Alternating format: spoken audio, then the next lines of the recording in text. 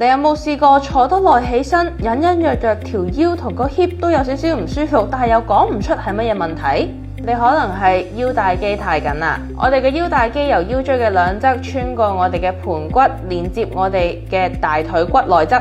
但係當我哋嘅腰帶肌過緊，佢就好似兩條繩咁樣拉住我哋，唔單止會導致盤骨前傾嘅問題，亦都會令到我哋嘅背脊、大髀腹股溝位置痛，甚至大髀前側有啲麻麻痛痛嘅感覺。大家可以做一個腰帶肌測試，瞓喺台邊，抱住一隻膝頭哥，另外一隻腳放鬆。如果隻腳戚起咗，即係話你嘅腰帶肌過緊。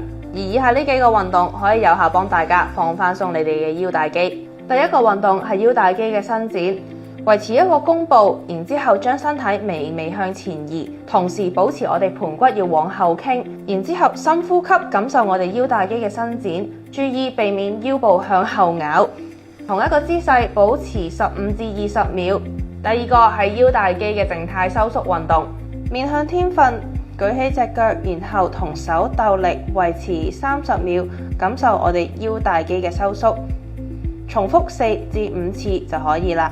而第三個運動係鳥狗式，輪流對側嘅手腳伸直，同一時間保持盤骨同埋核心嘅穩定，做20下，做3至4組咁就可以啦。如果大家仲想知啲咩，歡迎留言同我講，同埋 follow 我 IG 啦。